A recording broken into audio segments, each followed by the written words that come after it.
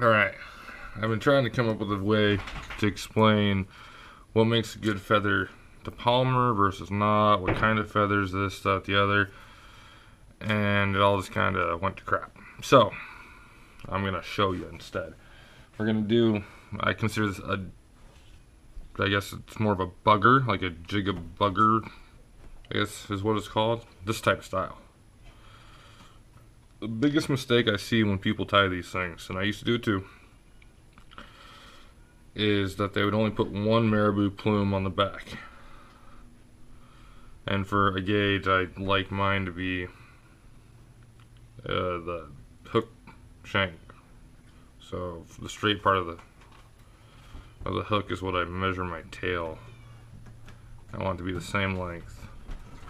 See, now my Palmer jigs don't look so big, do they? But tying in more than one is going to give your jig more action. So what you're going to do is you're going to take your two plumes, you're going to find the tips, kind of stroke everything flat and even and open. Take the two tips and you're going to align them best you can. Which obviously I didn't do a good job there. Laying it on the table makes it a lot easier. Okay, so now all my fibers are relatively the same length in the back there. So now I've got the hook shank, okay. Transfer that to the tie-in, and with this, you want to do a nice soft, loose loop. Get a little tighter. On the third one, you can really start cinching down on it. That way your marabou is not going to roll around on you. So once you do that, chase it forward a tad, not a lot. Then reach in, start snipping all this bulk out of here. You only got to get real close at first because you don't want to accidentally cut your thread. So tidy things up. And you could leave the quills on there and wrap it all the way up to give it a more even body. I'm going to be using some pretty fluffy chenille for the body, so I'm not super concerned about it. Okay. Now I'm going to use this hackle. This is equivalent to almost Chinese saddle hackle. This comes in a cape. Chinese saddle hackle, looks like this. The fibers are a little longer up here. This feather is relatively close, but it just, instead of coming strung together, it comes in a cape. I use a lot of this for fly tying, so that's why I have it. You can get the bugger packs by Whitting Farms. They're like quarter capes. They're not cheap, but they do work really well for ribs. So to tie in, when I tie in Chinese saddle hackle or this, I get to the tip, I'll cut the tip off, tie it on the side, not directly on the top. Make sure it's good and secure. We're gonna tidy some stuff up. I'm using probably too thin a thread for this. This is stuff I use for fly tying, but it was there. And I decided to do this last minute. I have this little fiber that's bugging me. Okay. Now I'm gonna use large cactus chenille for the body. Stuff's the same stuff with all other chenille. You want to pull a good clump off the front, expose the core,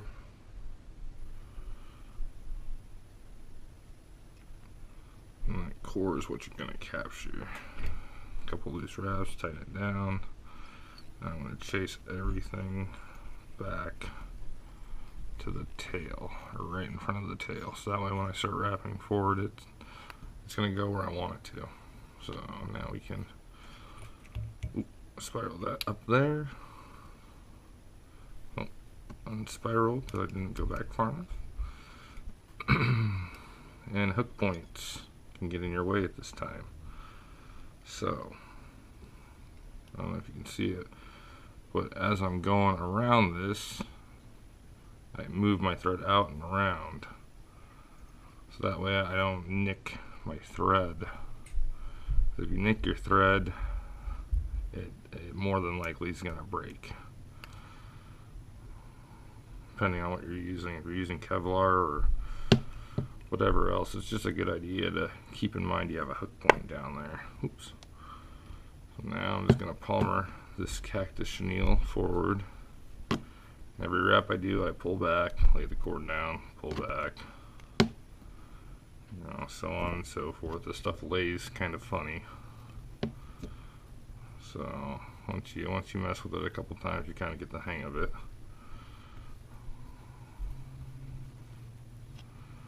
You just kind of start pulling everything to the rear as you're wrapping. It wants to stand up more and be a little more predominant. I'm going to go through and rough it up here in a second just to make sure everything's standing proud. So I just chuck that over the top. Make sure my hackle doesn't get caught. And just get in there and do 3 solid turns. Reach in there with the scissors, give it a little snip. We'll pull it all back, give it a couple more. And now, this is a really long feather, so I'm going to try my darndest not to whack the camera or break it. And now I'm just going to do an open spiral.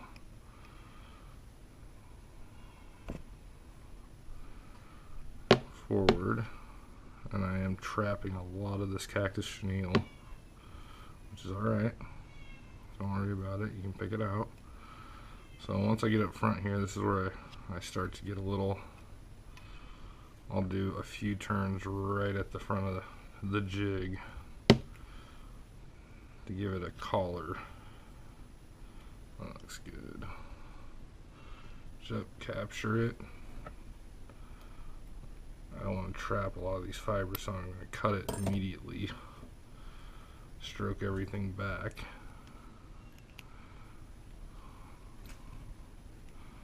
Look for the end of my quill. Found it.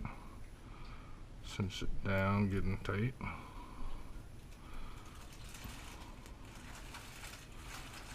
Pull everything back. Start torquing it down in there. Build up a little bit of a thread neck. This is just going to help secure everything. It's also going to give the hackle some direction to point rearward. But now, this is one of my favorite tools is a toothbrush. It's a firm toothbrush. And I'm going to come in here and I'm going to just go back and forth on the top. Get some of these fibers to stand up. I can still see a bunch are stuck. Don't get too wild with this or you're going to break that rib. And then I see a chunk that's really stuck, so dubbing needle. I'm going to reach in and start pulling it out.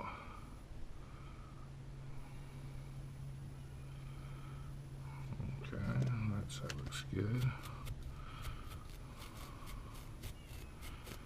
And on this fly, this is more of a low water fly or jig, excuse me, for me.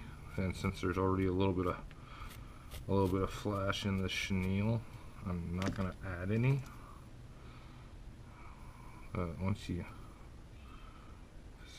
you'll be able to see pretty easily where the fibers are trapped. And you just don't want to break your quill.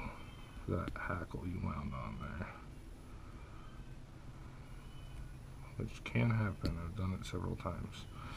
Alright, I got it all standing up where I want it to. Pull everything back again.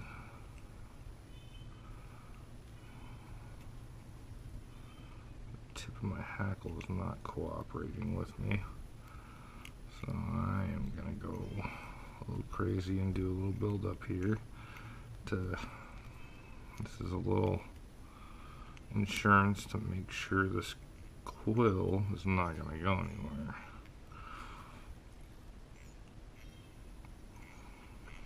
And then bam, you whip finish, and there's your jig. It's gonna have decent movement because you have 2 plumes back here instead of 1. And then I don't tie these very often, but when I do, it's for really super low conditions. And also, I'll even downsize this guy to 1/16, so half this. And people, you just gotta make sure you cast upriver far enough to give the little jig head time to sink. With this one, you can, same thing, you want to cast at least 10 feet in front of where you think the steelhead are laying. But so most of these Chinese saddle hackles, the way I can tell that they're, most of them are for palmering or doing tails like that. But most of the time I use them for a rib like this. And almost all of them are really flexible and really, the quill is really bendy. So most of them are really good for palmering. But trying to tie a jig completely out of this, if some of them have more schloppen like fibers, here's a chunk. This is schloppen. The fibers are obviously longer than the Chinese saddle hackle, by quite a bit, and that's why guys like this. It's all about movement, in my opinion. It's the wiggle that gets them. This is going to maintain a good silhouette. It's got some sparkle in there, and this tail is going to be all over the place. So yep, that's how I do the Jig-A-Bugger Nightmare.